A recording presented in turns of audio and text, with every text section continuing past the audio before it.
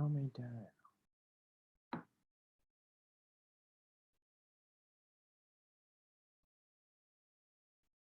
มันต้องอัปเดต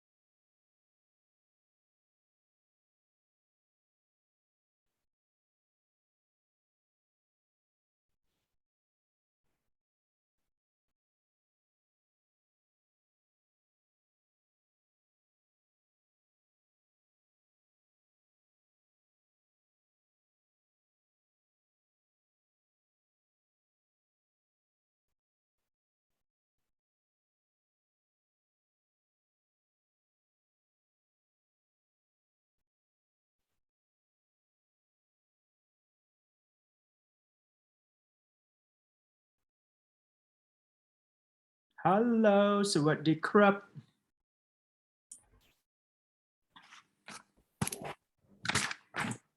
เป็นไงบ้างเรด้าโอเคเปล่าแฮปปี้ไหมเดี๋ยวแป๊บนึง รับผม I forward ไปใหม่นะครับเพราะว่าเป็นข้อมูลสำคัญ56หน้าด้วยกันนะครับ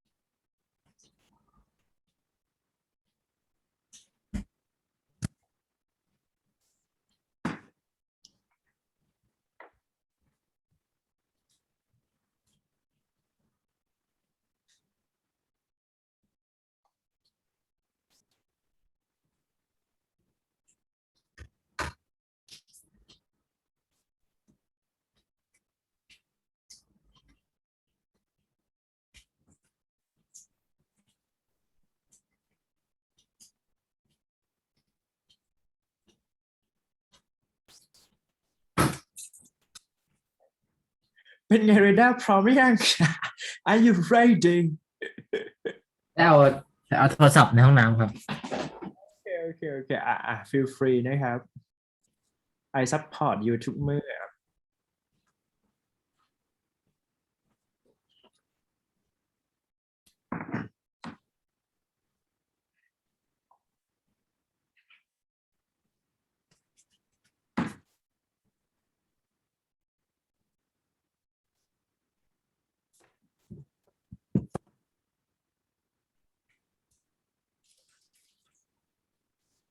โอเคครับได้แล้วใช่ไหม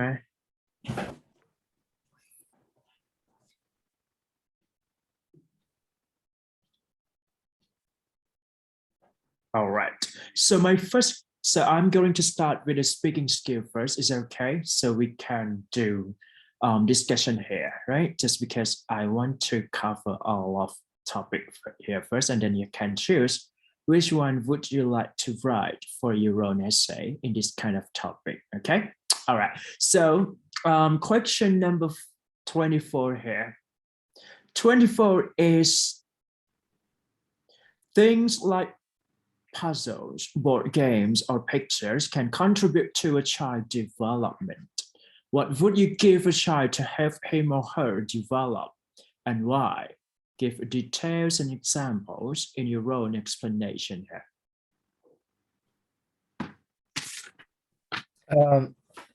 Puzzles, board games. Personally, I think it can contribute a child's development. First of all, is what I mean by that is it develops and it improves children's cognitive ability. It improves their brain. Like for example, puzzles. It helps them with the skills of identifying,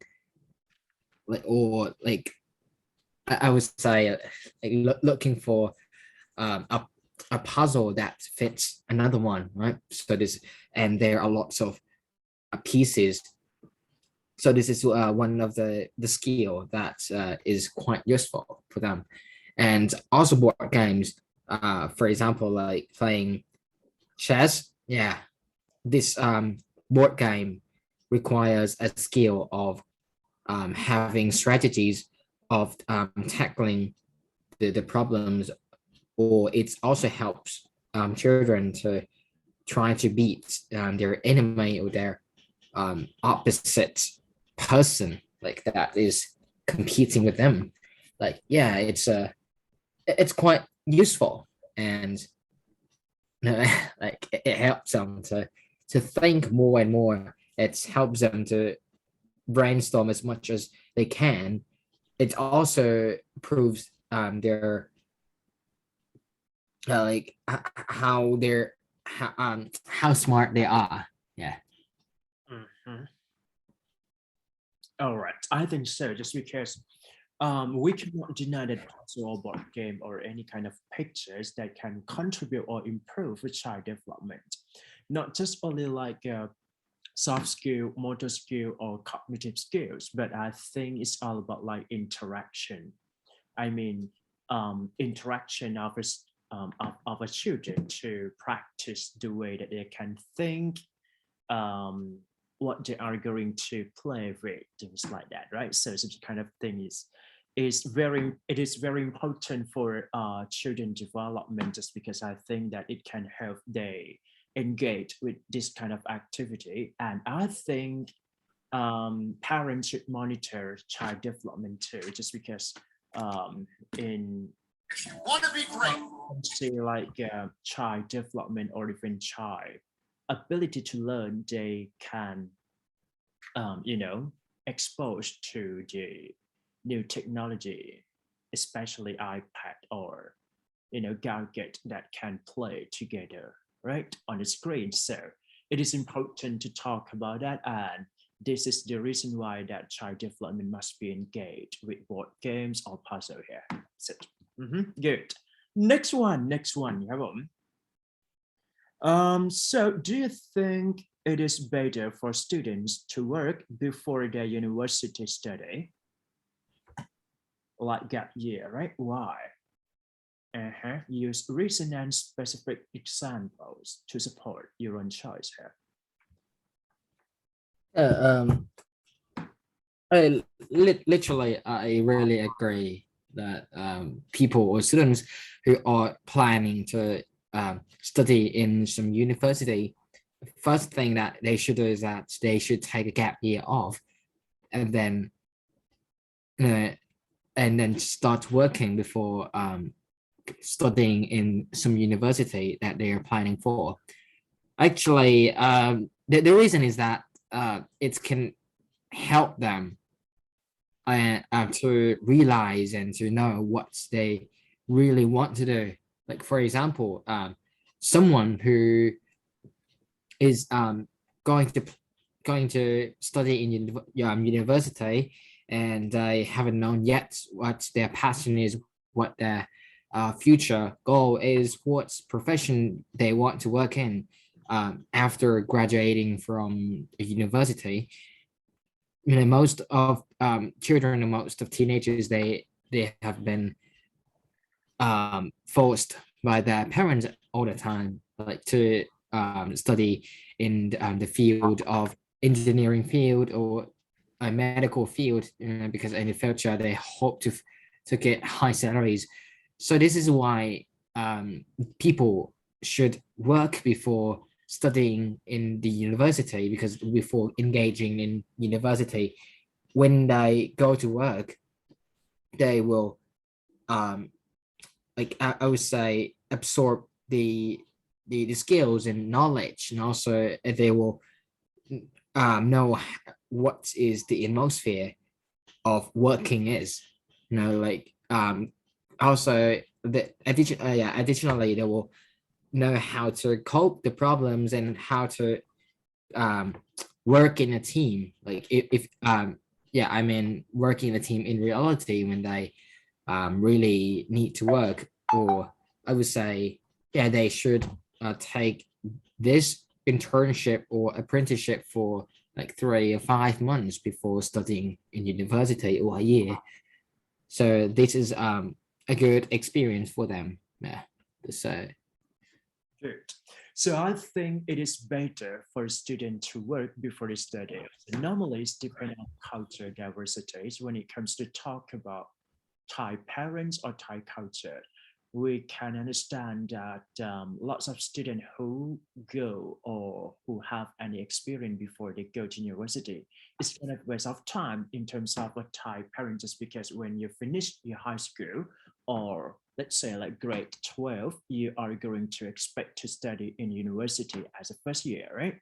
So to me, based on my experience, I used to be an exchange student. So I would say that when I was there in America, I got lots of opportunities to travel abroad, and I would say that um, it struck me to do something that I never been doing it before. For example, like traveling alone, or even traveling or sightseeing, or go to some places that I never been before. Just because around traveling abroad, you can see broaden world, broaden perspective, right? Not just only like being a good student, or diligent student, work hard student, things like that. No, just because in terms of practical experience or even excursion that you can expose to, it is important for you as your experience or hands-on experience by that. And I think that it's not just only like find yourself to seek for further career opportunity or what it costs that you are expect to study. But I think that it's all about like you can know the real life should be. I mean, one of my friends who study abroad at Australia, he been studying for 4 years to finish their undergrad study.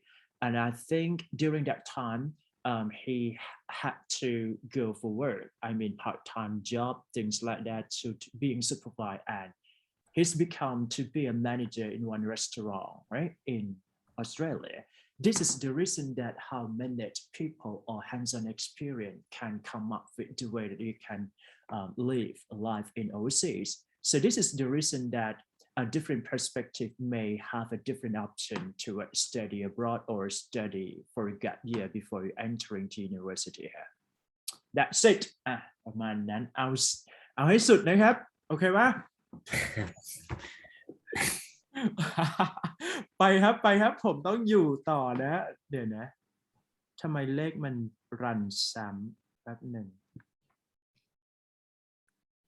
gap year 26. All right, so 26 here. Students perform better in school when they are rewarded rather than punished, right? Okay, so to what extent do you agree or disagree with this statement? And then discuss both views and give your own opinion here. My opinion is students will perform better in school, and they are rewarded when we give them an award to them, like if they do good things.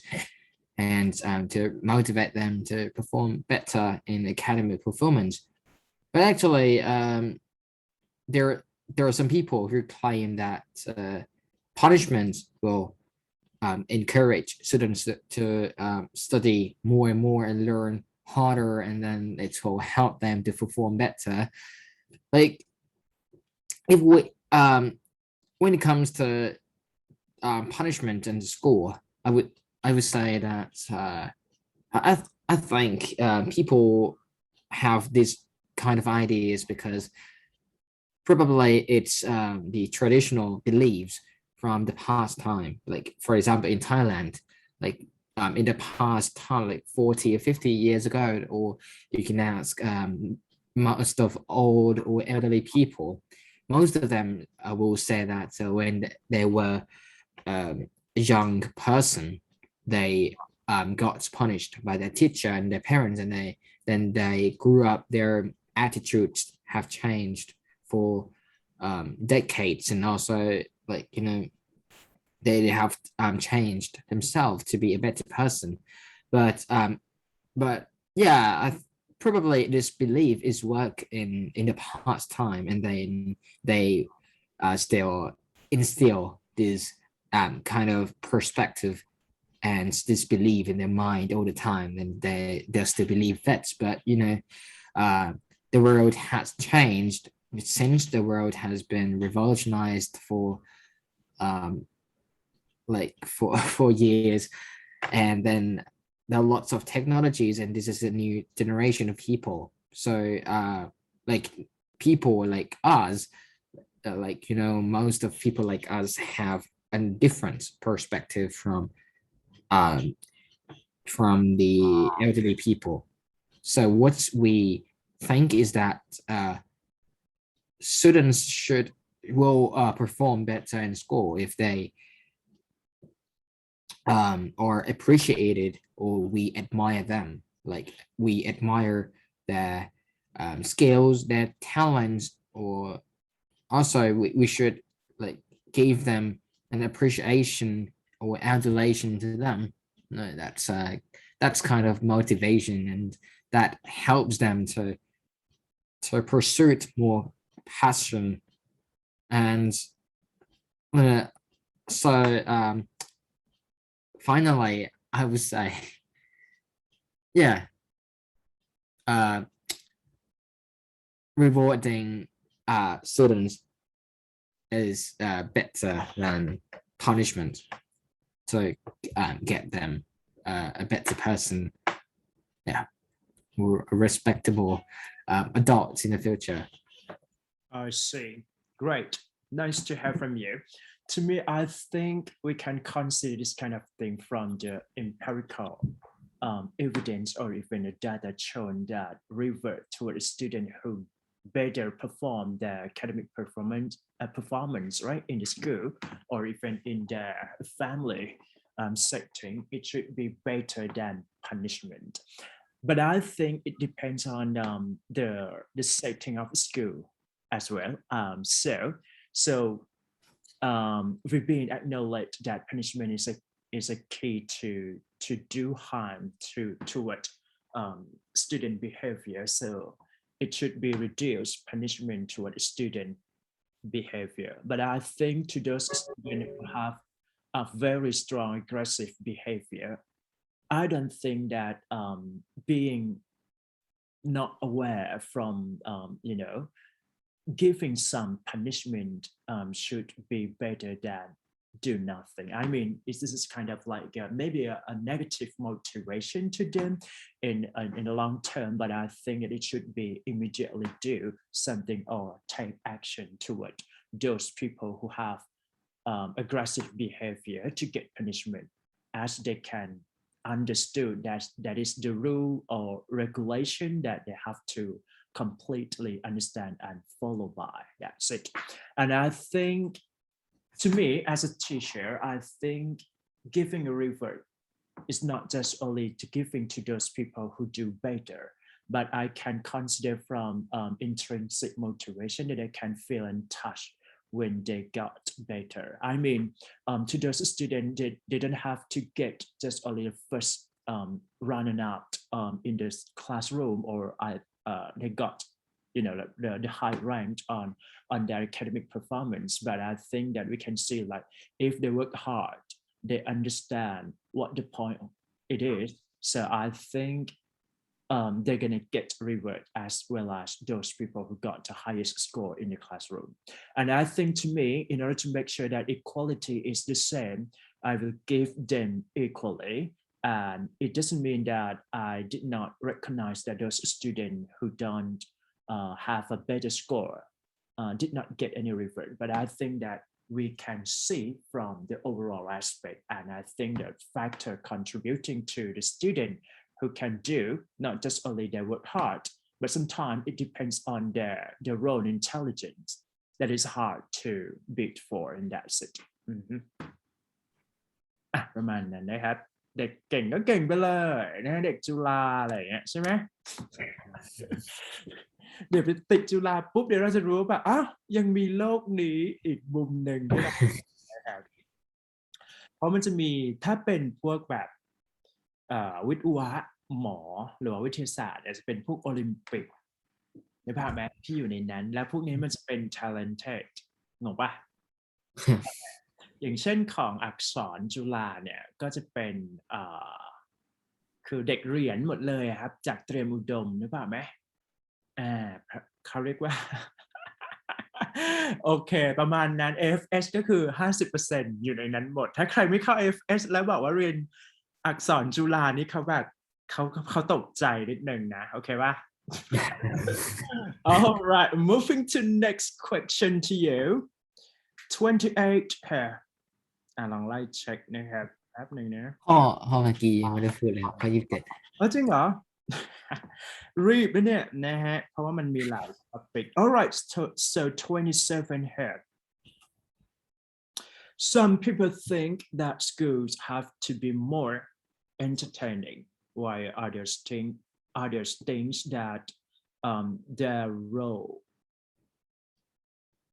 their sole purpose is to educate. So the single purpose is to educate, right? So which do you agree with? Use specific reasons and examples to support your answer.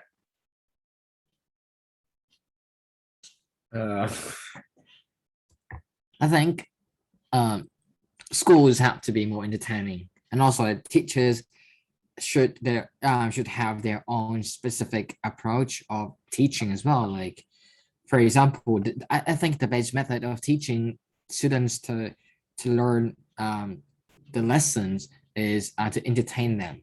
Like they should start from the personality of the teacher. What I mean by that is the teacher should be kind.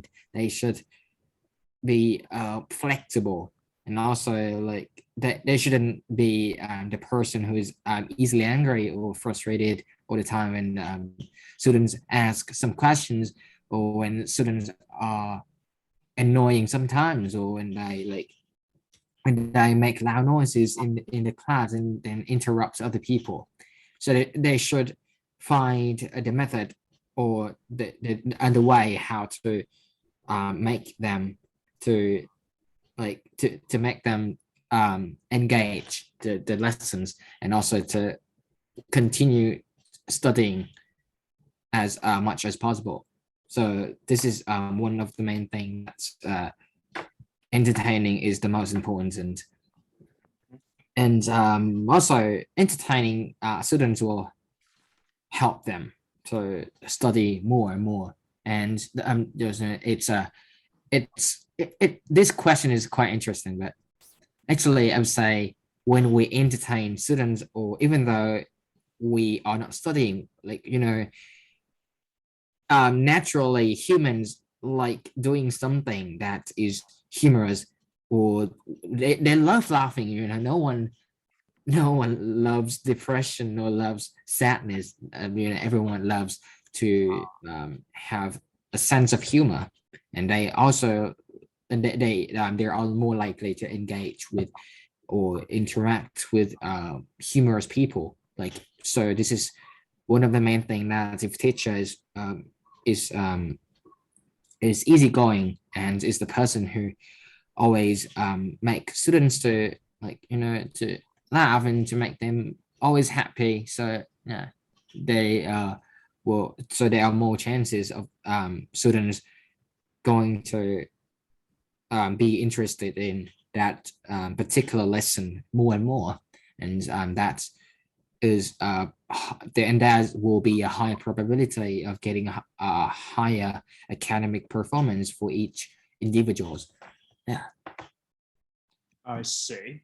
All right. Well, I think it should be equally important at the first beginning, but I think that the purpose is to educate students first, just because when it comes to talk about the role or responsibility of a teacher, so I think math teachers should educate just only math teachers. I mean, math subject content or matter, or even science or English language teaching. It's all about teaching or educate them to become a proficient learner at the first beginning. So I would say that the purpose of a teacher is to educate as the primary responsibility.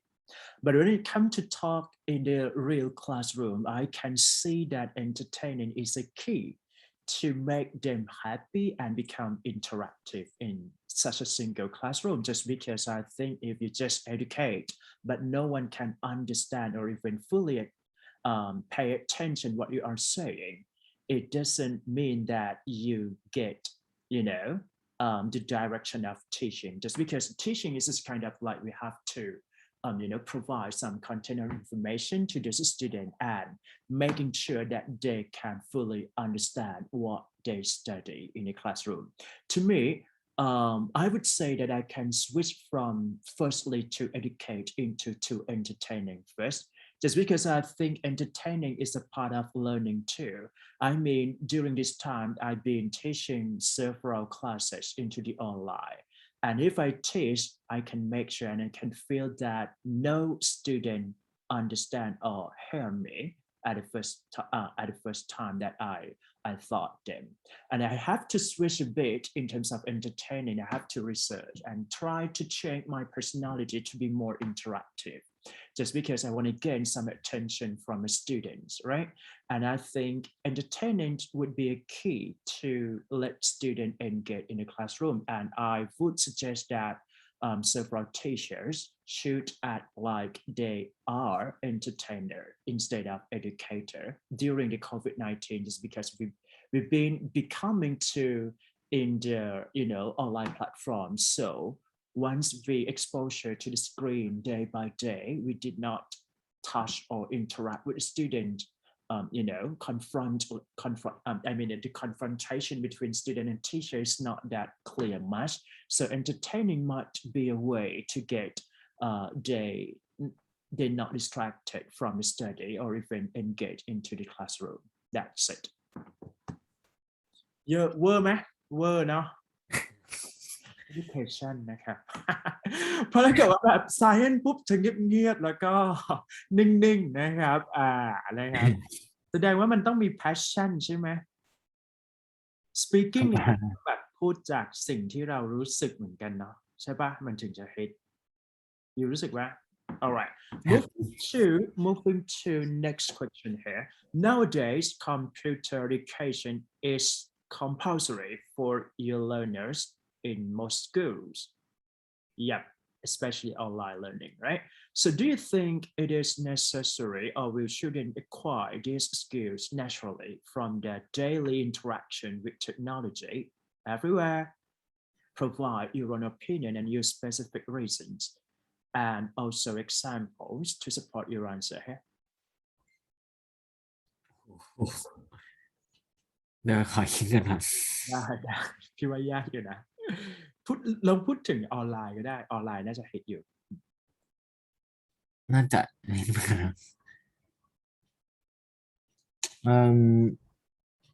yeah, because nowadays like it is claimed that computer education is compulsory and everyone should start learning computer skills, like how to like write the code of computer and also like invent in artificial intelligence, because in this technology-driven era, like the company Tesla or Facebook or Instagram. These companies are related to computers at all, and also like if and in this modern era when we like I would say most of blue collar workers also they rely on computer as well when they do their work, like print documents, or also in like currently it's not like in the past time we sent letter, right? But in the current time we send messages through computer as well, which use technologies. So to me, I think it's a little bit necessary for schools to make this obligatory, to make computer education to be obligatory subject for students to study. The main reason is that because even though we are not in the classes of studying how to use the computer, but actually in our daily life we use technology all the time. Most of the students, they have their own computer, they have, and but it's like teenagers or students or lots of children, they learn how to use computer through playing games. They are highly addicted to playing games, so they are staying with their computer for 10 or 20 hours a day.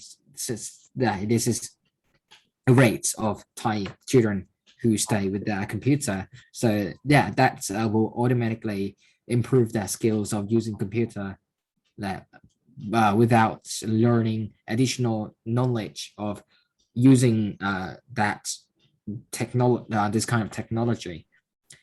Yeah, but for some people, for some people, they don't have their own computer, so it shouldn't. So this subject shouldn't be cut off from the curriculum. That it should be in the curriculum, but it shouldn't be studied so frequently. It should be studied for like 1 or 2 times a week. Yeah, so I think that's enough. Yeah, because every month, most of people they use their technologies in their daily life all the time. I see. So I think computer education is a must to have, but it depends on the school context. Again, I think during this time, we cannot deny that every student have to access with a computer education. It's not just only for using a computer, but we have to accept that every student have to study online. So the mainstream of online education is a key to let them understand what they are studying during this time. And I think it is a must and necessary for a student to acquire some basic knowledge with the computer literacy, just because it is important to make sure that they can involve with the study. But I think it's not hard. I think it's very easy to them, right? Just because, when I turn on a computer and then just open up Zoom program and then just let the student notice them that it's going to start a classroom. So it's not that easy. It's not that hard for them. And I think that learning for some application for the academic purpose or educational purpose is a key. So to me, at the first time, I would say that when it comes to start or introduce Zoom, right, I never known that what it is, what it looked like, and I have no idea how to, access into it and how to present such a screen to the student and how to engage with the student, much just because we have to type all the time, and some students may not have exposed their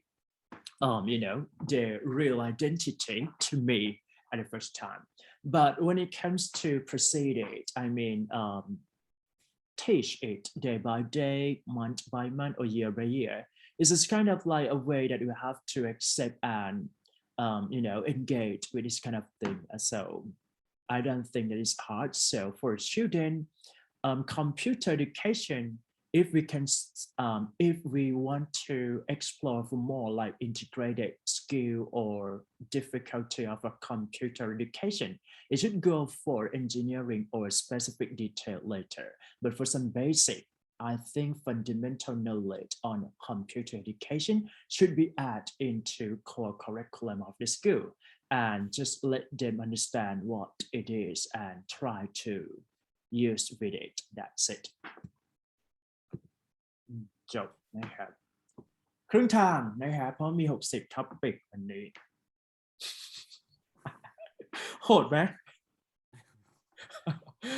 เลยได้บอกว่าเฮ้ยไหวเปล่าต้องไหวนะครับ move all right so the question number 29 ถ้าอยากเบรกบอกพี่นะพี่โซโล่อย่างเดียวนะฮะเพราะอินมากว่า some people believe that children should do organized activities in their free time organized activity such planning organizing right while others believe that children should be free to do what they want to do in their free time let's say like when it comes to prepare for a sport competition or sport game, right?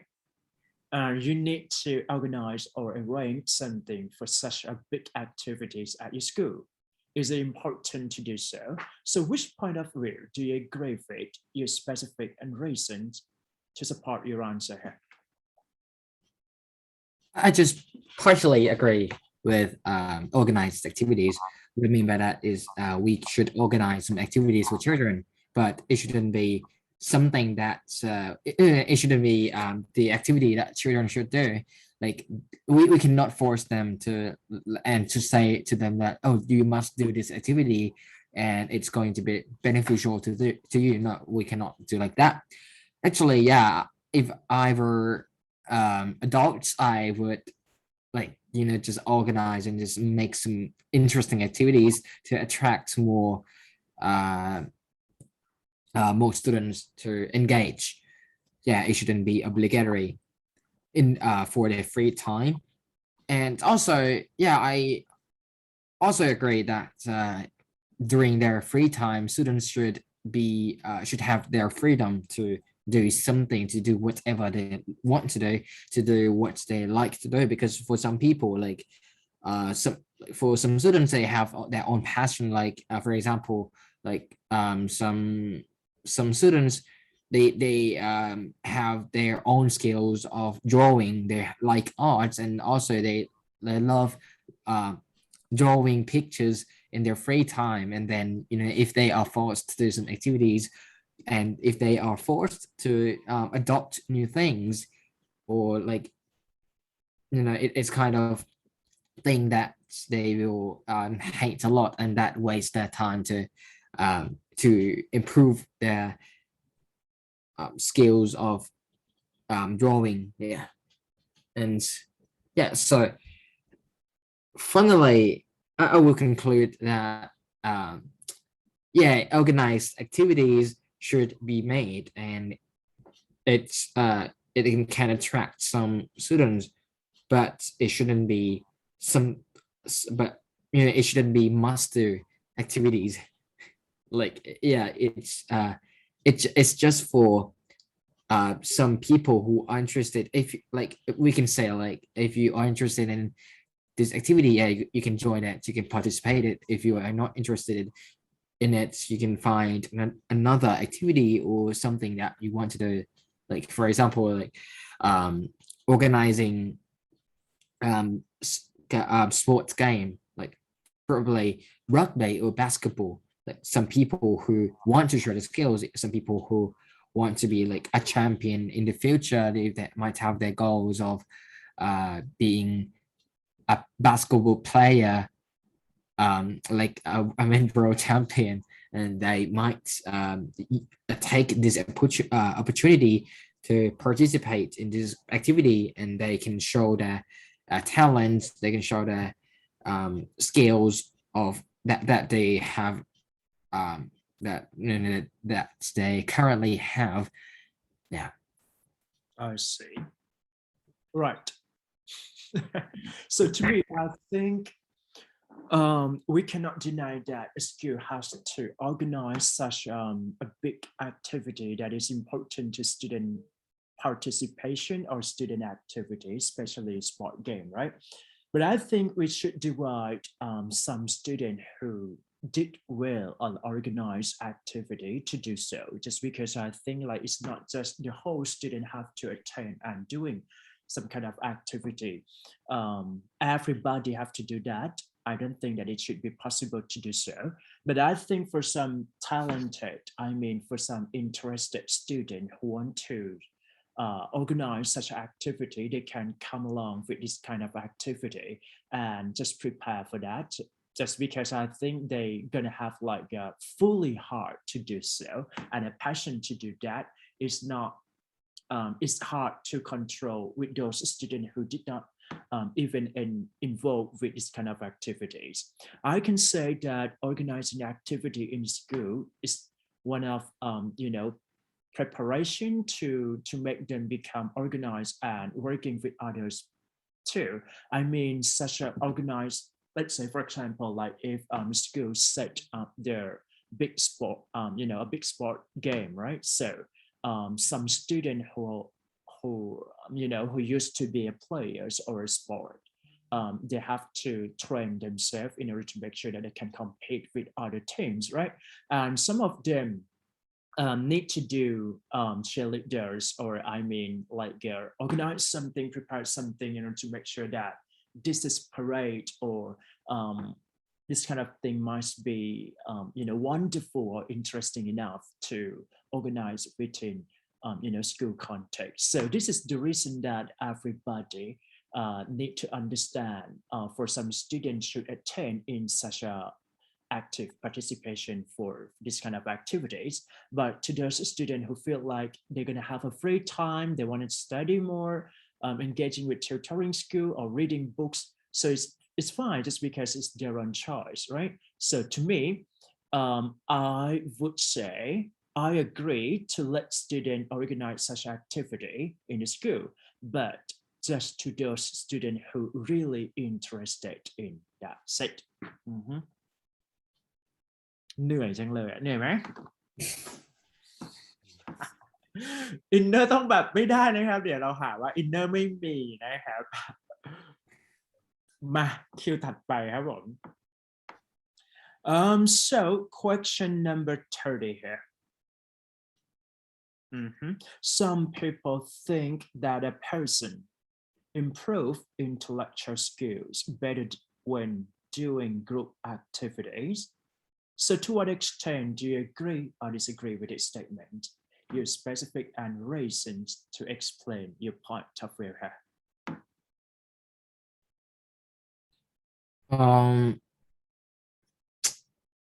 Yeah, I partially agree with this again. So, to explain this is actually when we do a group work, or when we work in a team, like, or we say teamwork. Yeah, when it comes to group activities, I think the most importantly is what we will get is how to work with other people, how to be interactive with other people. So this is the most important skill that they will have, and also it will improve their abilities of being a leader as well.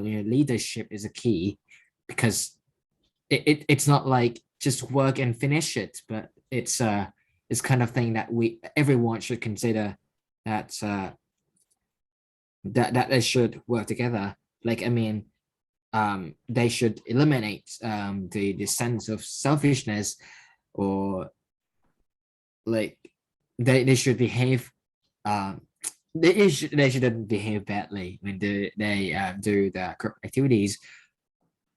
So the main thing is that they will realize what leadership is, and what interaction between people, like interaction in like, what I mean by that is that social skills. Yeah, they will realize that social skills rather than improving intellectual skills, because intellectual abilities depend on each people.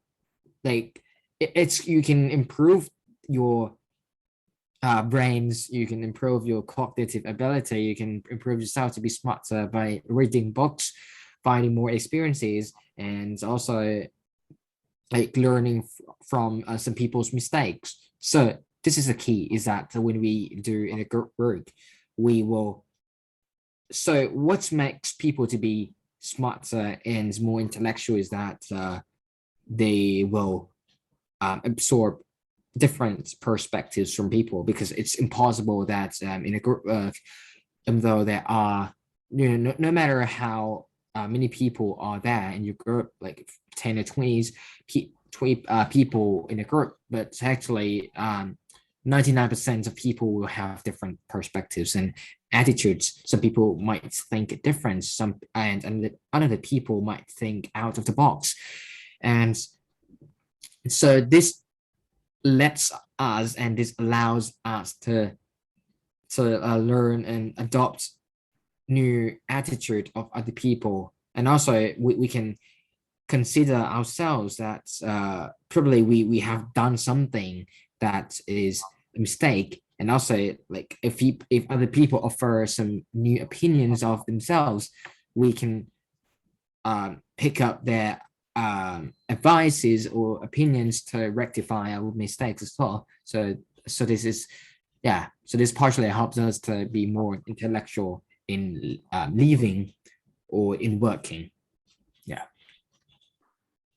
All right. Well, I think it can be both way. I mean, a person can improve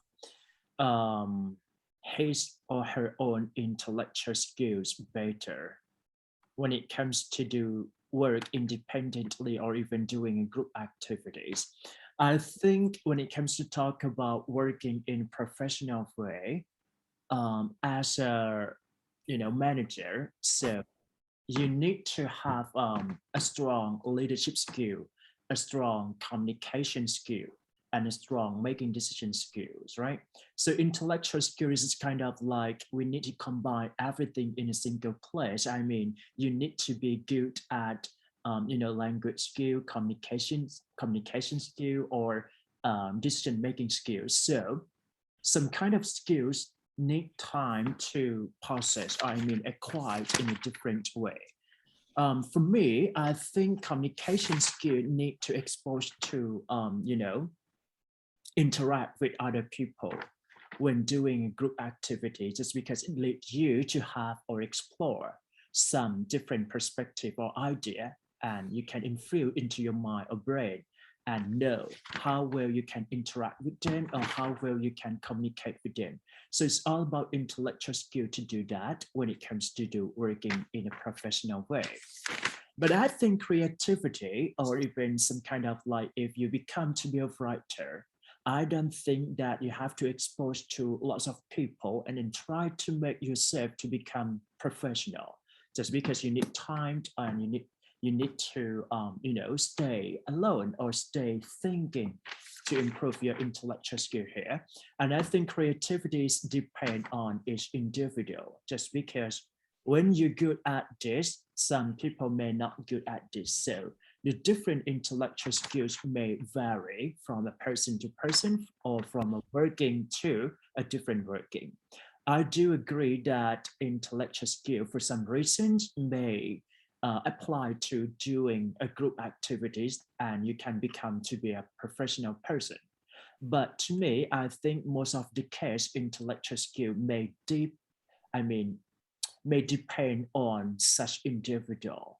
So if you can improve your intellectual skill by doing so, I mean, group doing such a lot of group activity or exposed to lots of people is fine. But to me, I think when I create my own intellectual skill, I need to stay alone and be conscious with what I want to become an expert, and that's it. So good job. เหนื่อยมากเลยครับ แต่ก็ได้อยู่นะครับ8.5ถ้าไม่ได้8.5คือยังไงฮะ คือต้องแบบว่าไปเคาะนะครับถาม BBC ไม่ใช่ถามIELTS ADP เลย IDP ถ้าผมแพลนจะสอบเรด้าจะสอบที่ไหนครับระหว่าง BC British Council กับBritish Council กับอะไรนะ IDP ป่ะมันมีกี่เวอร์ชัน มันต่างกันนะครับแต่ว่าใครเห็นเขาบอกว่าของ BC อังกฤษของแค่ไอ้เนี่ยของอังกฤษมันยากกว่าครับ British จริงเหรอ ไอเอ็นเขาบอกนะครับเขาบอก IDP มันง่ายกว่า ใช่แต่พี่สอบ BC พี่สอบ British Council แต่ว่าอยากไปสอบIDP สักรอบหนึ่งไปสอบเหมือนกันนะครับภายใน January เนี่ยคิดว่าต้องสอบละจะได้ดูด้วยนะประมาณนั้น alright don't worry maybe you can choose but I think it's fine for you good 31st here 31ถามว่า compared to the past more people are now studying abroad because it is more convenient and cheaper than before. Really? I don't think so. Okay. Do you think it is beneficial to a foreign student's home country? Use specific reasons and examples to support your answer.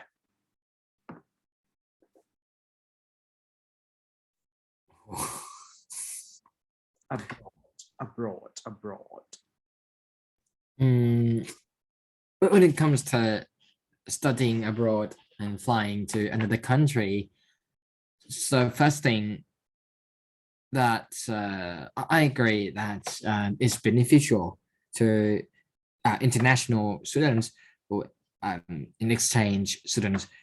One thing it's it makes them to experience a culture shock. Actually, it's quite useful, and they will learn more new things, like different cultures. They will get stronger because have you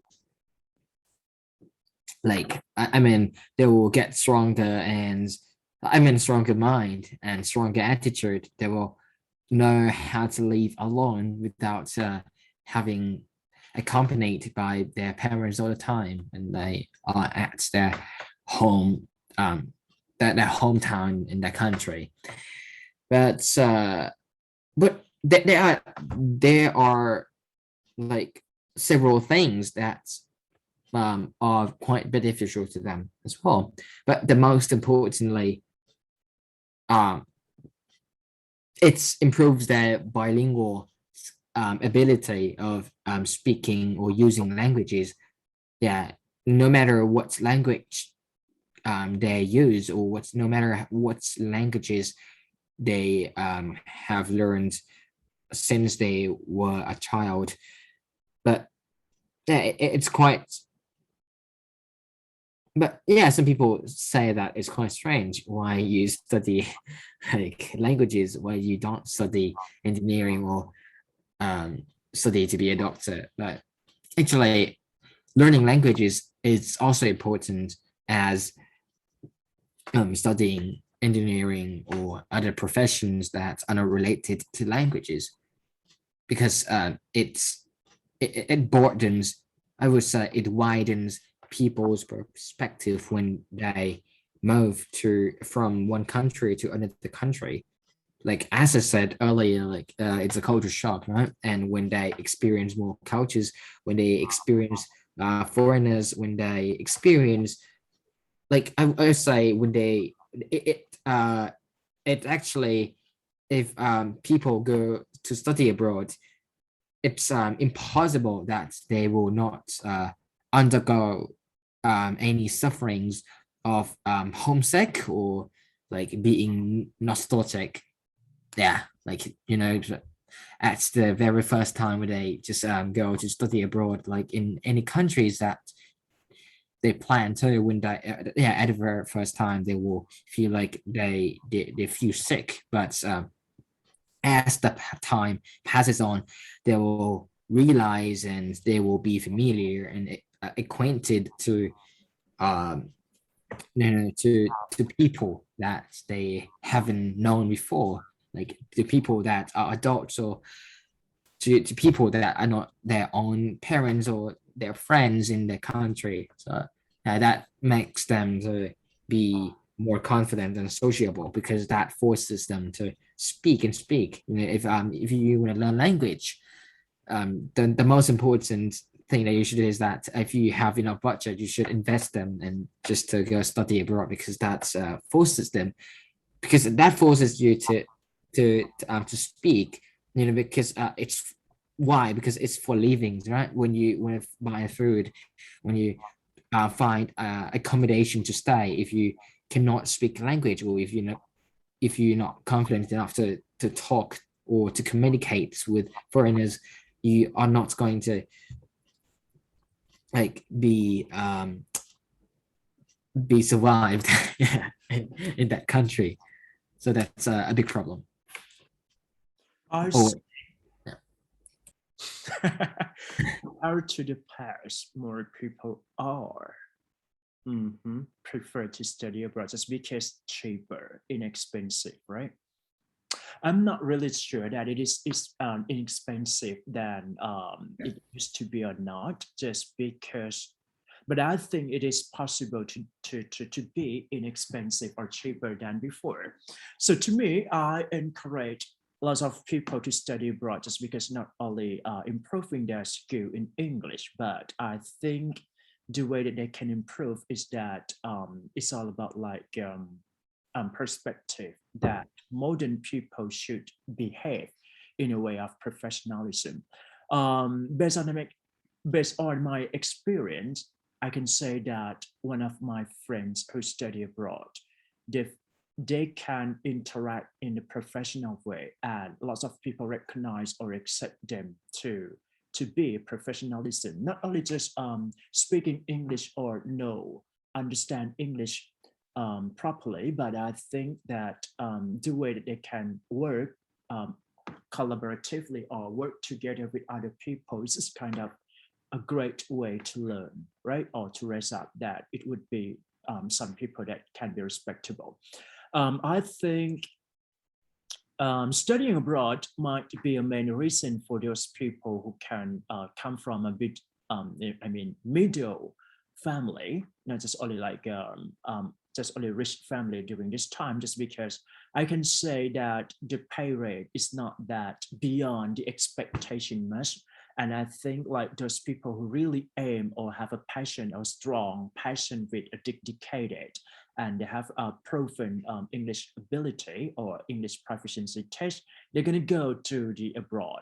And I think for Thai culture, I can say that lots of the students can ask for a scholarship that based on a governed by the governed by the government, to make sure that they can lessen the payment for studying abroad. So this is the very important to be considered from these kind of factors too. All right, and I would say, for sure, definitely, to me, I think studying abroad is more outweighed than studying in our home country. Just because the first reason is they can improve their English skill. That is very important and necessary for working life. Just because to me, I can say that lots of students who just experience in overseas, they can be accepted with leading organization in Bangkok in Thailand. So this is the reason that you have to expose into the overseas, right? In order to make sure that it can get something valuable later on. And the second thing is that I think broaden perspective or this is kind of like is cannot be paid with money just because you can learn something new from day to day or this kind of thing is very important for those people who have experience in overseas. Just because one of my friends they talked to me that this is just that I have to if I can speak English, I just speak English fluently, no Thai, no mix with other languages. Or once I speak Thai, I have to remind that I need not to say something in a different language. Just try to translate from the single word in Thai only. So this is the reason that to those people who experience in overseas suggest that it used to be. You know what I mean? So this kind of thing that we have to improve ourselves from day by day. That's it. Moving to next question นะครับจบไหมวันนี้ คิดว่าจบครับ จริงป่ะ ครับ คิดว่าจบจริงป่ะสู้ตายนะครับ32ต้องเบรกก่อนให้เรด้าอ่านเองก่อนนะครับไม่งั้นเดี๋ยวจะคิดไม่ทัน Okay, some people think that children should be homeschooled. Homeschool, right? When they're very young, why are there things it is better for them to attend a kindergarten? Okay? So which do you think is better, right? Use specific reasons and example to support your answer.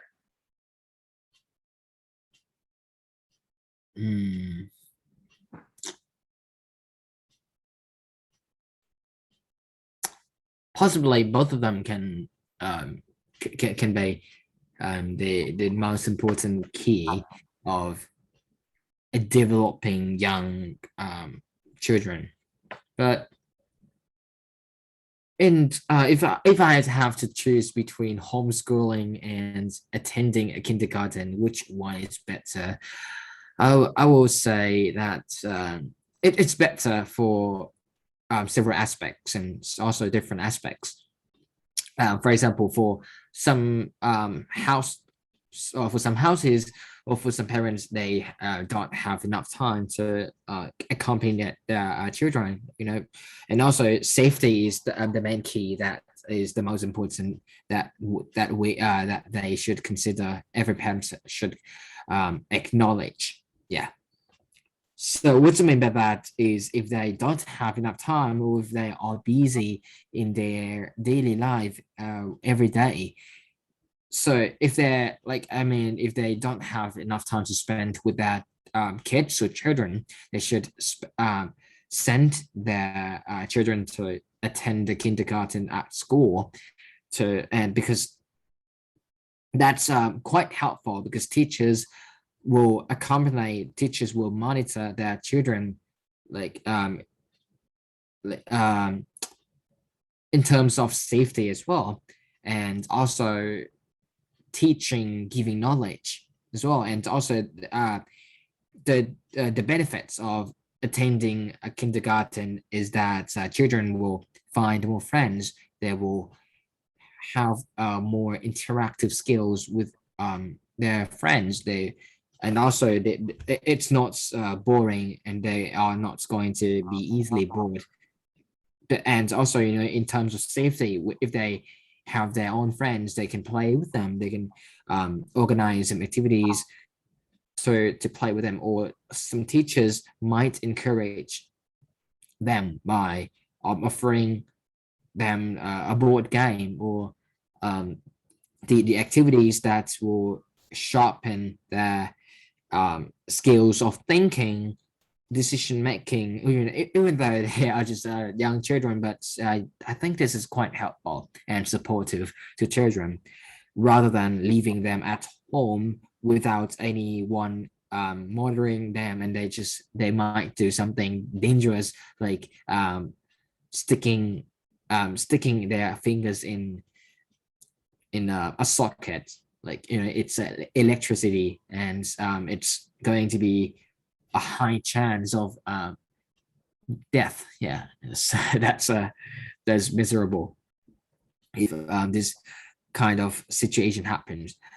But on the other hand, some people claim that it is better to just keep their children at home and then just stay home and then just be homeschooled.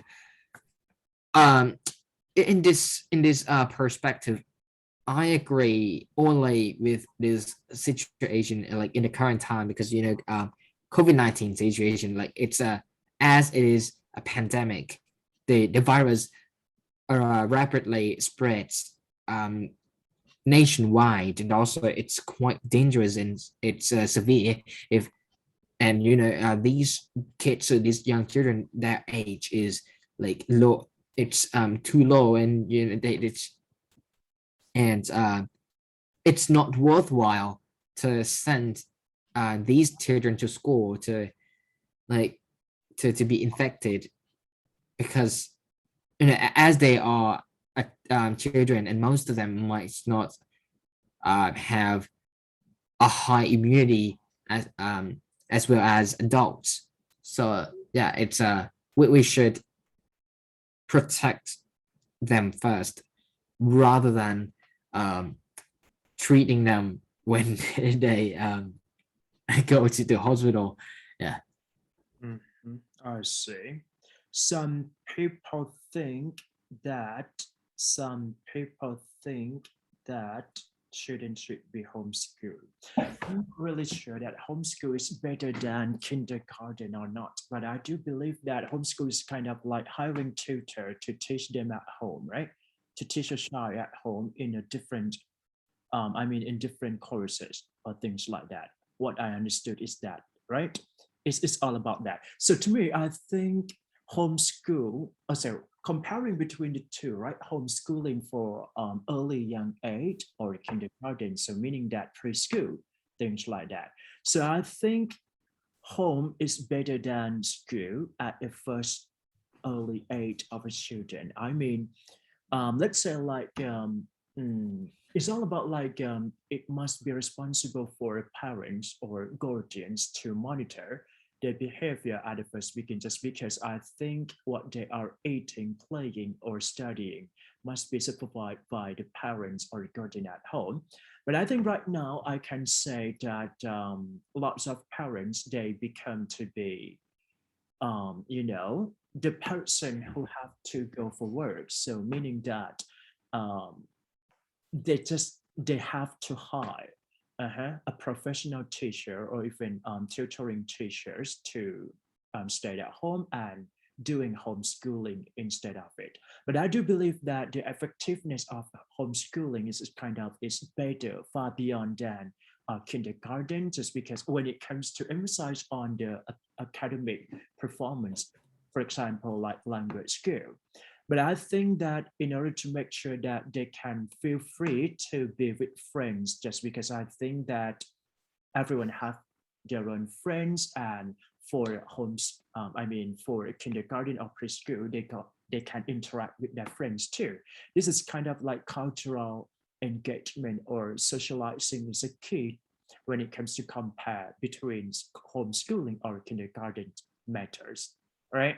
But to me, the aspect of academic achievement, I think homeschooling might be better than kindergarten, but if we want to shape them to become a better person in a later life and be familiar with the school setting, friends, teachers, or any facilitator at the school, kindergarten might be an option here. That's it.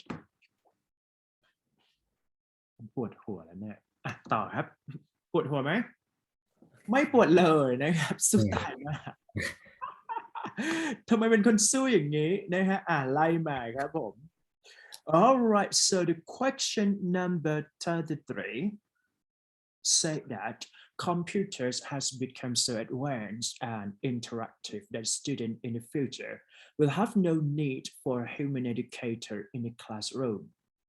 So the teacher will be vanished or disappear from the classroom. So do you agree or disagree with this statement? Why or why not? You need to use specific reasons to support your answer here.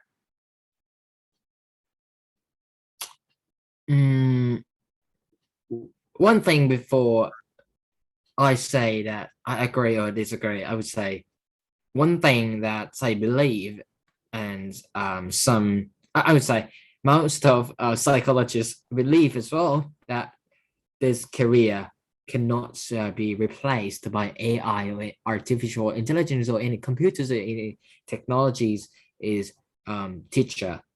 So one main thing is that it's not like teachers have more intellectual skills than computers, or teacher is more literate than computers, but So we cannot compare between computers and teachers which one is better, but we can compare.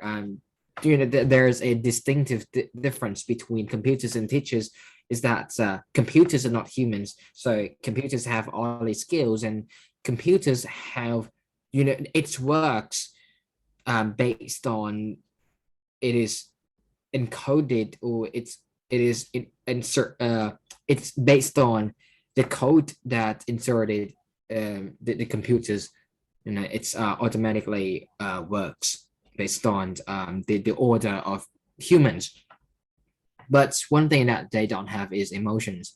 One thing that computers don't have is emotions or sense of humor, or like how to improve that students to be a better student, or to be a better person. So what I mean by that is computers can only teach them. It can comes up with just convenience of learning. Yeah, like, and also students should be adaptive to this these technologies to learn in the future. But I still disagree that there will have no need for a human educator in a classroom, because computers cannot replace humans' skills, like, at all. Not at all, but like some skills. Like, for example, humans have emotions, so they will, like, each humans or each teachers, they have emotions to detect or to identify what, or like, who is willing to study in this class, or who is not willing, who is unwilling to study, like something like that. So as soon as they can distinguish these things, or these personalities from their children, so they will find a solution to cope this problem. I see. It's quite contradictory to what to how computers work, because the only purpose of computers is just to teach them, and also to conveniently give them the knowledge, and they can rapidly find information on Google or on internet. It's quite widespread, right? And it's quite fast to go to the library. Like in the past time, you can search on Google and you just find information when you do your homework or you do reports. But actually, computers cannot understand your emotions. It cannot understand what you want to be, and so computers cannot um, give you I would say inspirational speech, or like to motivate them, like to motivate students to like to be in a position of their life that might be quite beneficial for them in the future. All right, I see your point here. So to me personally, I do believe that it cannot be replaced or substituted with the teacher roles or responsibilities with a computer, even it is highly interactive or advanced technology can happen or you know can cause some new equipment to learning and teaching in a classroom. To me, I think we need to talk about teacher role and responsibility that is cannot be replaced or substituted in what aspect. So I understood what you try to explain. It's all about like consciousness or spiritual, or what that is technology cannot do instead of human life or emotions, right? So I think so, just because like to those people who want to be a great or good teachers, what they need to understand themselves is that they have to have a skill to interact with students first. They have to understand how hard their students have several difficulty in understanding the lessons. They have to be patient. Also, they have to be sympathy, and they have to applaud or appreciate with the achievement of student. I do believe that this kind of thing must be interact eye to eye, or even like we have to open up the reality in the human interaction instead of computers. For example, like voicing, right? So when it comes to talk about voicing, so if the teacher have a power or energy, the voicing must be strong, right? Or even a teacher feel depressed or feel like today I did not want to teach the student now just because it's kind of like it's tough time. So the voicings might be changed. So this kind of thing that I can say that advanced technology did not understand the way that emotion and feels like, right? So this is the reason that to me, I think it's hard to replace for this kind of thing. But other aspects that technology can replace is all about memorization or how to arrange student homework, how to make them interactive with technology or technological classroom, for example, like 3Ds or pictures or sounding that can be convince them to study more and more. So this kind of thing that is a part of technology that human cannot do this, but I think it should go be between the two. I mean, a teacher role should have exist in the classroom, but advanced technology should be applied in order to make sure that learning outcome would be prosperous or success later on. That's it. พี่ขอเบรกหน่อยได้ไหมกินน้ำก่อน เบรก5 นาทีนะครับเดี๋ยวกลับมาครับผม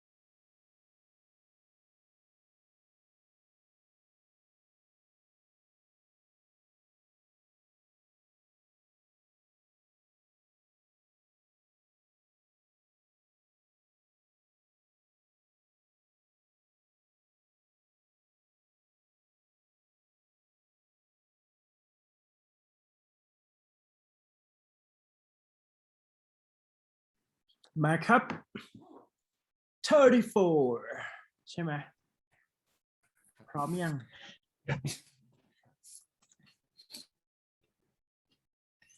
All right, so for these questions, right? Questions 34 here. Yeah, okay. In some countries, healthcare and education are only partially funded by the government. Some people argue that the government should be responsible for covering the full cost of these services. So do you support or oppose the opinion? Okay. โอ้โห ยากจัง อืมขอคิดก่อนนะ Some people argue that the government should be responsible for covering the full cost of these services เป็นไปไม่ได้ partially funded by the government ถูกแล้ว ไม่รู้เหมือนกันลองดู oh. So yeah, I would say it can be possible that the government can cover the full cost of these services, like including healthcare and education, or like or actually to support financial status of population in the country as well. But yeah, it can be possible if the government has enough budget to fund these services. Yeah, it depends on each situation of of the country that happens in the country. But actually, it's quite difficult to answer this. But yeah, I don't oppose the notion of funding these services like partially, but we should consider more deeply like how much budget they invest in these services, how much budget or how much subsidies they give to healthcare services and education. Like for example, like in Thailand, our current government has lots of budget. The government like has a high loan, like like $1 billion or whatever. But what we get in return, I mean, education and students who go to school, educational system and healthcare systems or services, what we get in return is that I won't say it's partially funded, but actually it's almost not funded by the government. Like, so to my it's quite true that the government should only partially fund healthcare and schools partially, because it's quite impossible to cover the full cost of the services, because there are several aspects and there are several things that the government should support as well, because there are not only education and hospitals that are the most important places in the country. There are more aspects such as economy or agriculture or transportation, or the problems of like traffic congestion, air pollution, environment, like something like that. So there are too many aspects that the government should be responsible for these as well. So yeah, it's quite impossible to just prioritize just education and healthcare services to just cover the full cost, because that's will because the situation of the government squandering the money too much or use excessive budget, Mhm. yeah, it will happen. Yeah, this kind of situation, and it will be a big problem of not supporting other aspects of like happening in the country or other like supporting other things in the country. I see. Well, I think I don't have much idea about this message because it's all about like allocating healthcare to those people on education. I mean, healthcare and education should partially fund the government. For some cases, I think the government should be responsible for this kind of expenditure just because um, people have to pay the tax, right? So I mean, like for some facilities or even a government responsibility, they have to acknowledge that healthcare and education should be free for whole population in their own country. But in reality, let me say that maybe we can see from it's not just over our country, but I can say that in Singapore, I don't think that the government can be responsible for covering full costs of these services just because it's all about like one reason that I can think is that it just motivate people to to be responsible for themselves instead of rely on others, even it is a part of partial responsibility that the government should pay for. But I think that is kind of like if we understand that we can get fully coverage from this kind of services. So um for some reason it's not fair for some people who just like work hard and then they have to pay for full option of this kind of services, but for another for other people who really take advantage of this kind of things should be happen too. So this is the reason that in terms of like allocating for this kind of services should not be allocated equally or full option to those population here. Anyway, I think healthcare is this kind of unexpected situation that we have to be responsible for, just because to me, I can say like based on my experience,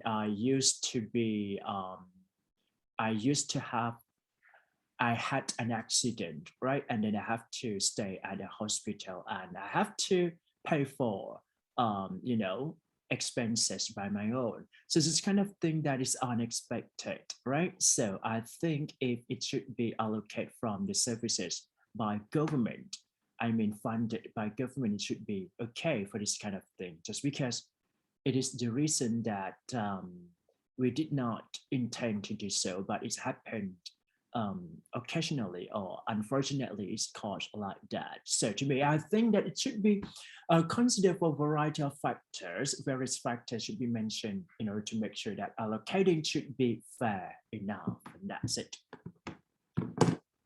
ปวดหัวไหม ยิ่งพูดยิ่งเครียดอ่ะเพราะว่าแบบอินไหมถามว่าอินไหมก็อินอยู่แต่มันเริ่มยากละแต่ว่าโจทย์นั้นยากลองไปเขียนไหม ถ้าไปเขียนไม่ยากครับ All right. So question number 35 here. Some students do very well at school and never have problems while others fall behind. Are they capable of handling this challenge themselves, or should teachers and parents help them? Okay.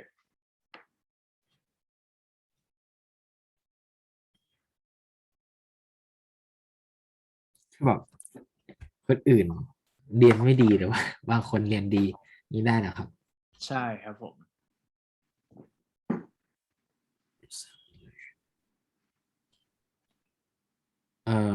เดี๋ยวดูบ้างครับ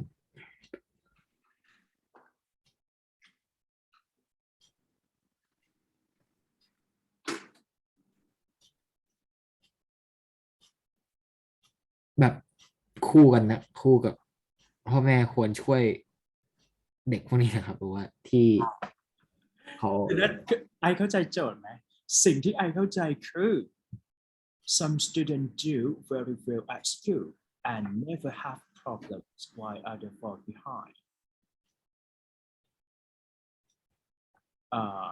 and never have problems why ในขณะที่คนอื่นเนี่ยไม่ค่อยดีถูกไหมครับ are they capable of handling this challenge themselves หมายถึงว่าเด็กกลุ่มที่เรียนไม่ค่อยดีหรือว่า fail เนี่ยต้องดิวเองหรือเปล่านะครับใช่ไหม or should teacher and parent help them หรือว่าต้องมีคนช่วยดีก็ต้องมีคนช่วยนะครับช่วย motivate ในแง่ของความคิดแต่ว่าทำก็เป็นเรื่องของเขาso like to explain more details about this this is quite challenging for students, right? And there are questions about should teachers or parents help them? Yeah, absolutely. These adults should help students, but in terms of getting a high academic performance, we can just only support these students to get a higher score in their examination. We can tutor them. We can give them techniques and tips how to how to get a higher score in on the real exams day. But I would say that it's quite different from the word spoon feed. We shouldn't spoon feed these students by like helping them everything. So this is helpful. Yeah, as well as giving them knowledge or teaching them to or tutoring them to do the exams better. But if we help them everything, so one thing that will not happen is students improvements and students development.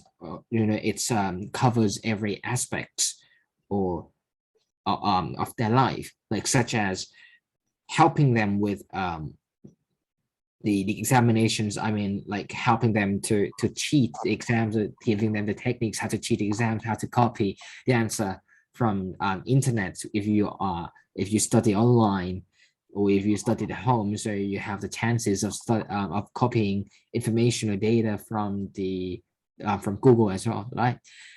So this is helpful a little bit. So this helps them to get a good academic performance, to get a good grade, but actually it doesn't help them to tackle this challenge with themselves, like to cope this problem of not like I mean to cope the problem of cramming the exams cramming the exams before the upcoming examinations day. Yes, but if we partially help them by just giving them like some knowledge, just partially help them, and then we should allow them to find more information by themselves. So this builds, I would say, this builds a good mindset and a good attitude of successful person. And in effect, because in reality, if it's quite impossible that students who want to be prospective or prosperous in their life, if they want to succeed something, if they want to achieve their goals, it's quite impossible to get supported or get encouraged by every people all the time, all the days, or no, it's quite impossible. So one main thing is that it should start from the mindset of success. So the mindset of success is that they should help themselves first. So they should the other thing that is quite necessary to call for help from other people is that if they encounter with a big problem, or I would say a predicament in their life, so that's quite necessary to ask for advices from or to consult some people who have lots of experiences to help them. I see. Thank you for your sharing here. some students do very well, but others fall behind. Okay. So to me, I think as a teacher, I can say that to those children or students who fall behind, they're going to have a problem in their lives. So in order to make sure that they can be consistent with their study and achieve in their academic performance, we have to identify those problems first. So this is required. I mean, this requires school teacher, right? Or even psychology or parent to help them in order to make sure that what the reason behind that they got falling behind. So to me, I think in order to make students to be consistent and active in their goal, the first thing is that we have to change their mindset and be positive first. It's a key just because in order to take action, you have to have a strong mindset to make it happen first. I mean, to me, for example, like every student fail with English course, right? Or studying English. So they didn't even speak out properly or even understand what they need to write or read understandably. Things like that. So this is the reason that they can, fall behind from other students. So to me, I think that take it important to have or raising some concerns to what the importance of this subject first, and then just guide them or give a way to practice or even study, learn deeply, things like that. So action, it depends on individual. So to those people who really interested in that field, they can get faster. I mean, they can be consistent more than other people. But in order to make sure that the same period of student have to be equal, or I can say monotonous classroom order, so same student have to compete in the same level, right? So those who fall behind have to separate in the different group or sections. This is kind of thing that on the operation should do, especially in their university setting or school setting, right? And I think parents should support those students who have a positive encouragement all the time. And teachers should instruct properly in order to make sure that they can get better. That's it. ไปครับเอาให้ตายไปเลยนะครับยังไม่จบถ้าไม่จบขอออฟแล้วอยู่ไปทวนเองนะเพราะว่าวีคหน้าคิดว่าต้องเปลี่ยนละเบื่อละได้ไหม All right, moving to next one, 36. Doing an enjoyable activity with a child can develop better skills and imagination than reading. Than reading. So compare between the two, right? So to what extent do you agree or disagree? Yeah, I completely agree that doing an enjoyable activity with a child just can develop a better skills and of imagination, especially imagination, and than reading. So for starters, I would say that, like, for example, some activities that are not reading, such as like some activities that can educate children, it might be weird, but actually playing games can educate children, like, to learn new things as well, and it's also enjoyable activity. So first thing is that playing games, it helps them with the imagination. So that because there is a visual effect, and they can clearly see the animation of the characters. They can see different colors, and it's I think it's related to art. They, like, some people, like, if they have the passion, or if they are passionate at drawings, or making a design of something, so that's going to be a better idea to play games because they can notice the design of the characters or any vision in the game, because in the game, like the what the game displays to us is the vision of animation, right? It's not the vision of real humans or real objects. Yeah. And also there is another program which is SketchUp. Yeah, this is quite useful as well, and it's also related to how to use computers effectively. Like there's a notion of using computers to design objects, to design things. It's and also I think this this isn't associated with the career of architect as well, because like SketchUp, like for example, I still study this subject, and in this morning I studied this subject. It's quite fun and it's enjoyable for some people, because if they are bored, like if they study the tedious subjects like mathematics or science, they might find something new and interesting, like this application SketchUp. So they can what they can do in the classes is that they can design their buildings. They can use their own imagination. They can think out of the box.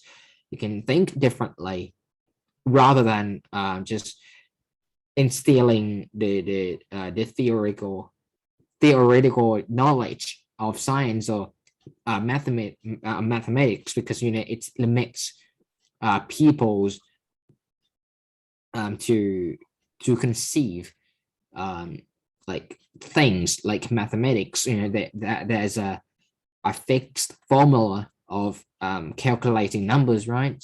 Like of numeral skills. And also science, there is a fixed theory of scientists as well. It doesn't allow people to just imagine what will happen, or what it is. Yeah. So, and also reading is quite boring for some people as well, but I would say most of the people hate reading. And statistically, the rates of reading for Thai citizens or Thai teenagers are so low. So this indicates that Thai people are lazy to read, and they're not enthusiastic to just read books every day.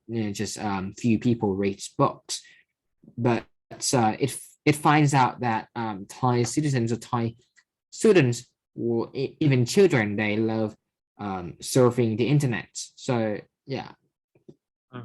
So it's this is kind of activity that is quite fun and really appealing for them. I see. All right. Thank you for your sharing. So to me, I strongly agree with an enjoyable activity can foster or develop better skills and imagination, especially critical thinking.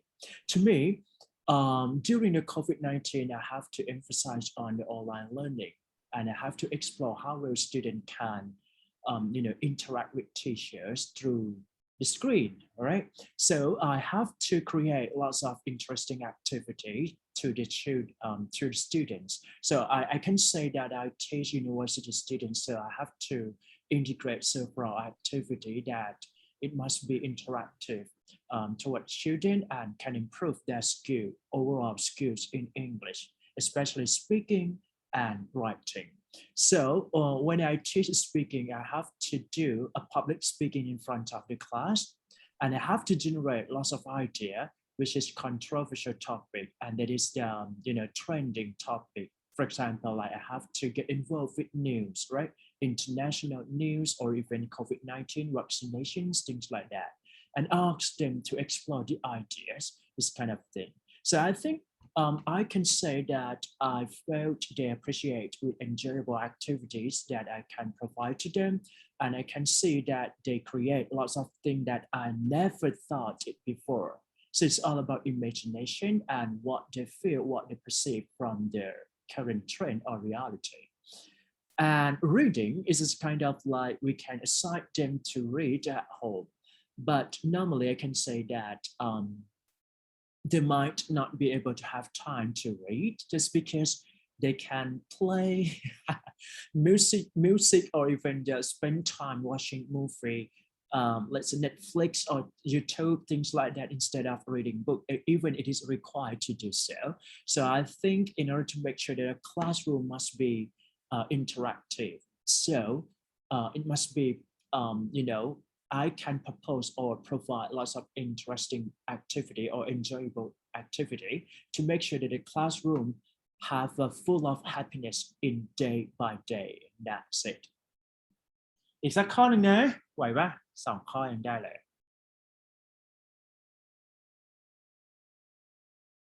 เลยได้บอกว่าเหนื่อยไหมเนี่ย speaking เหนื่อยไหมไม่รู้แต่ที่รู้คือเหนื่อยนะฮะ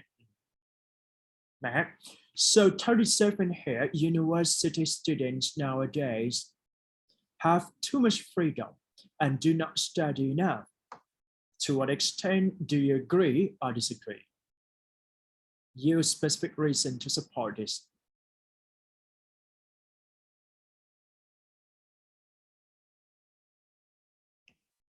เรด้าหายไปแล้วเหรอไอไม่ได้ยินเสียงอยู่เมื่อกี้พูดนะครับเมื่อกี้พอเราดูปิดไหมโอเคมาครับ 2 3 go.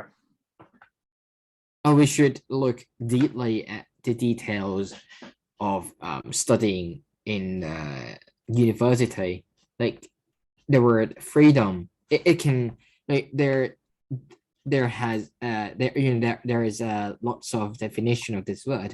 Like in terms of freedom, like it can be like people can do not study at university enough, but they might do some activities that help them, like some activities that rather than studying their classes, but it indicates them to work in reality, such as like at university. It might be quite different from high school or primary schools, that students, when they just go to the school, they they need to attend their classes. There is all a purpose of educating students is that they should just study in the classes.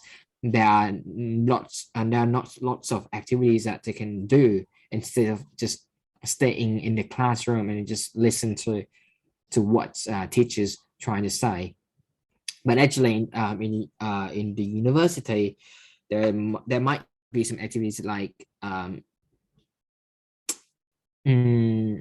playing sports, or some activities that can encourage their practical skills rather than providing them a theoretical knowledge of that particular subject. For example, like in engineering field, if we compare between high school and university, in high school, if it is possible, if we learn engineering, like so the subunits, or basically we should study mathematics and science, right? So just to study engineering, so it's quite interconnected to each other. And so in high school, when we study science or mathematics, we just study in classes. We don't do lots of experimentations.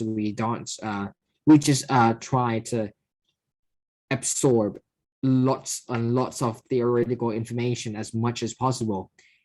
On the other hand, at the university, we partially study the theories of that, but actually there are this is divided by another activity that is not studying classes, which is which is inventing or inventing things, inventing technologies, I mean real technologies. And also like, or it can be like do an experimentation if you study biology, rather than just listening to the lectures of the professional teacher.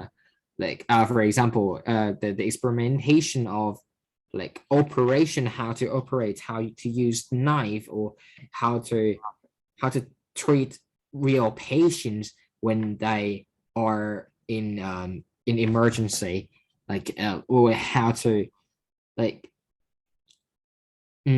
how to cope the problem of having injured patients in the impromptu situation. Yeah, what I mean is like, such as CPR. Yeah, how to do a CPR, how to revive their life. Yeah, something like that. So this is quite practical skill. So that they can take actions. So they can take real actions that they can apply in their future profession if they want to work directly in that profession, like a doctor. So I think I disagree with the statement that university have a freedom to study just because it depends on the course that they choose to study. So to me, I teach those students who study in a language, right, or humanity. So I think it can say it. I mean, I can say that all of them are quite freedom in terms of study, just because it's not that hard and it's easy and it's kind of interactive activity that we can, do together in a university setting.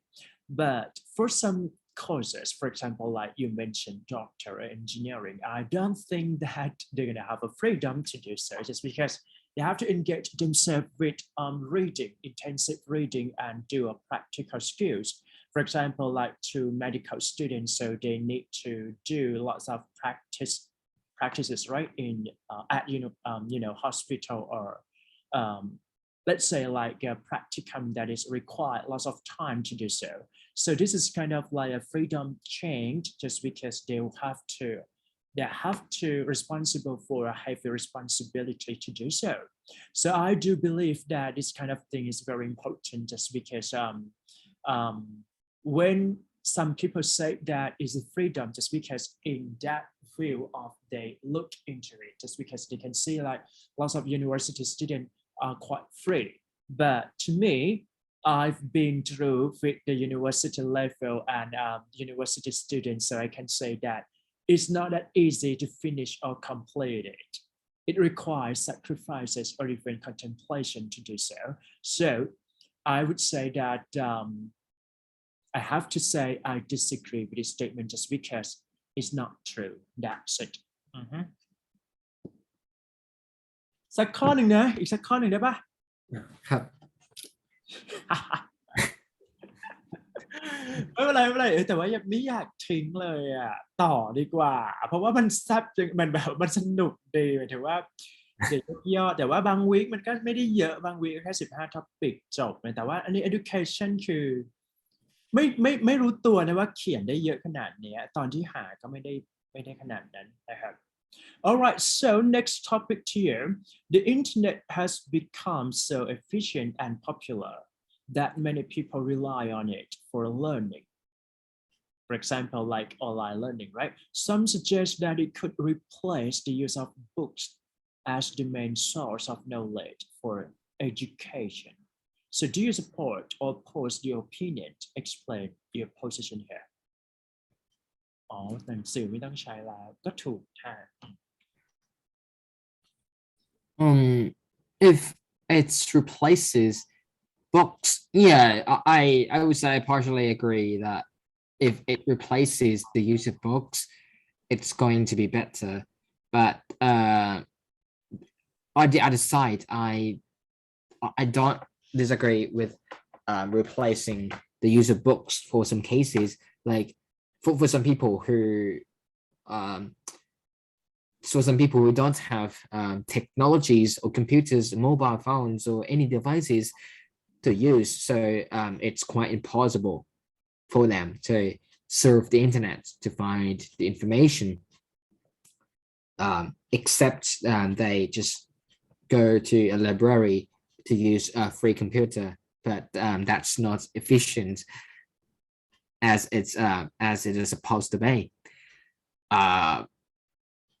But first of all, I would say, hey, the internet has become so efficient and popular in many countries, especially in America or in developing countries. So I would say the use of internet rather than the use of books. So yeah, this is the advantage that outweighs the disadvantage of having people not be able and not being able to access internet, so surfing the internet by having no technologies. Yeah, and also using the internet is convenient, but these technologies go beyond convenience. There are more and more benefits that we can exploit from these technologies. Like, it's not only convenience, but also there is more information that we cannot find in books. Like, because most of books are not used, right? So that means less people will make books, or less people will write books. So that means, like, there's a question from people that they ask that is it possible that the information in books are quite old-fashioned, and it's like traditional knowledge, if compared to the data on the internet. Like, for example, on in Wikipedia, this is the website that every professional expert or every one can they can change the descriptions or the information all the time as much as they want. Like, if sometimes in Wikipedia, like, the information is not enough, or it might have some mistakes, some experts might have a good knowledge, or someone might be professional at that information site before, so they might change something a little bit. Like, they will rectify the information. So yeah, it's going to be changing all the time. Like, I mean, it's going to be updating, and this is kind of development of information, and it's we can catch up with more and more new information. So like, to know what is happening in this world.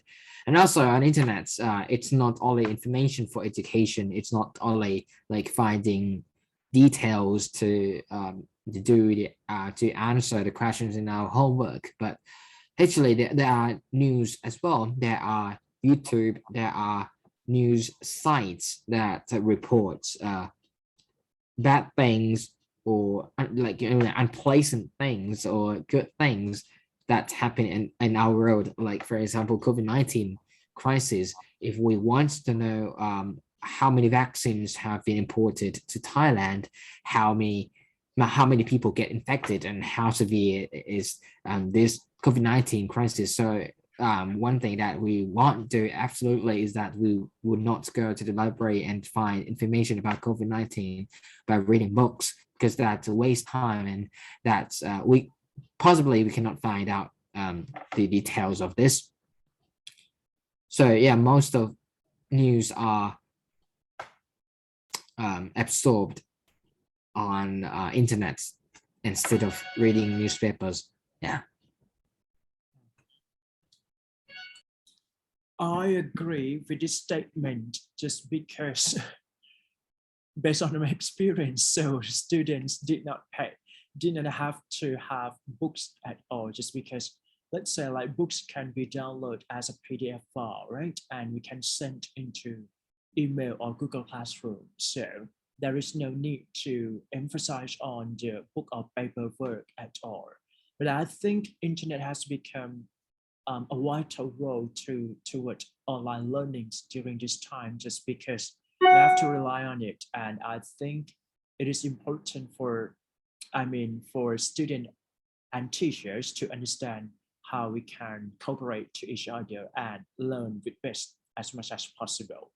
Yeah, so I do agree that internet has a potential role toward this kind of thing, but I do believe that books can be replaced one day. But right now, to me, I love reading book as a paper instead of watching on the screen. But anyway, if something changed, I have to adapt myself to do so. That's it. Thank you so much for today class. อย่างนี้ดีกว่าเดี๋ยววีคหน้าพี่จะเปิดท็อปิกใหม่แต่ถ้ามันจบเรามาต่อท็อปิกนี้ต่อเนาะดีไหมโอเคปะ โอเคครับ เพราะว่ามันแบบคือมันน่าสนใจหมดเลยนะครับยังมีอีกประมาณ1 2 3 4 5 6 7 8 9 10 11 12 13 14 15อีก15ท็อปิกน่าจะได้คิว2เพราะถ้าเกิดว่า let's say ว่าวันหนึ่งเนี่ยเราจะพูดได้ประมาณ10ท็อปิกนะครับซึ่งถ้า rush หน่อยก็ประมาณ15ท็อปิกได้โอเคได้นะ see you ครับผม thank you so much for today class อย่าลืมไปเขียนมาด้วยนะ alright นี่แหละ สวัสดีครับ ครับผมสวัสดีครับบ๊ายบายครับ